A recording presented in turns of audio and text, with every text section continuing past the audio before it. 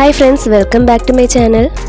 നമ്മളിന്ന് തയ്യാറാക്കാൻ പോകുന്നത് വളരെ ടേസ്റ്റി ആയിട്ടുള്ള ഒരു മിക്സഡ് ഫ്രൂട്ട് സാഗോയാണ്. നല്ല പഴുത്ത മാങ്ങയും ഏത്തപ്പഴവും ആപ്പിളുമാണ് ഞാൻ എടുത്തിട്ടുള്ളത്. നമ്മുടെ കയ്യിലുള്ള ഏത് ഫ്രൂട്ട്സ് വേണമെങ്കിലും നമുക്ക് എടുക്കാം. ഇതിന് ഏറ്റവും മെയിനായിട്ട് വേണ്ടതാണ് സാഗോ, അതായത് നമ്മുടെ ചൗവരി.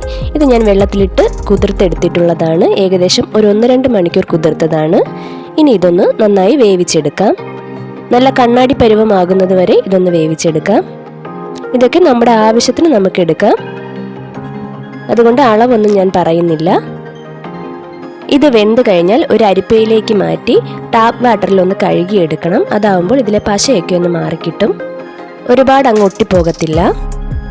എന്നിട്ട് വെള്ളം വാർന്നു പോകാനായിട്ട് മാറ്റി വെക്കണം. ചൗവരിയൊക്കെ റെഡിയാക്കി എടുത്തിട്ടുണ്ട്. പിന്നെ ഇതിലേക്ക് ആവശ്യമായിട്ടുള്ളത് പാലും കണ്ടൻസ്ഡ് മിൽക്കുമാണ്. ഇനി ഈ ഫ്രൂട്ട്സ് ഒക്കെ ചെറിയ ക്യൂബുകളാക്കി അരിഞ്ഞെടുക്കാം. എൻ്റെ കയ്യിലുള്ളത് കുഞ്ഞു മാങ്ങ ആയതുകൊണ്ട് ഞാൻ 1-2 മാങ്ങ കൂടി എടുക്കുന്നുണ്ട്. അപ്പോൾ ഇതാ എല്ലാം കഷ്ണങ്ങളാക്കി അരിഞ്ഞെടുത്തിട്ടുണ്ട്. കുറച്ച് മാങ്ങ ഇതിലേക്ക് അരച്ച് ചേർക്കാനായിട്ട് മാറ്റി വയ്ക്കാം. ഇനി ഒരു മിക്സിയുടെ ജാറിലേക്ക് കുറച്ച് തണുത്ത പാലും നമ്മൾ നേരത്തെ മാറ്റി വെച്ച മാങ്ങാ കഷ്ണങ്ങളും കുറച്ച് കണ്ടൻസ്ഡ് മിൽക്കും ചേർത്ത് കൊടുക്കുക.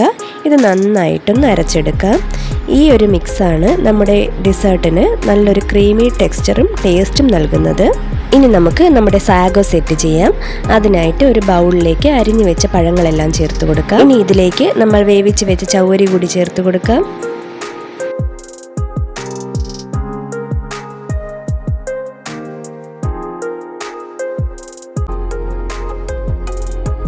ഇനി ഇതിന് ടേസ്റ്റ് കൂട്ടാനായിട്ട് നമ്മൾ നേരത്തെ അരച്ച് വെച്ചിരുന്ന മാങ്ങാപ്പാൽ മിശ്രിതം കൂടി ചേർത്ത് കൊടുക്കാം.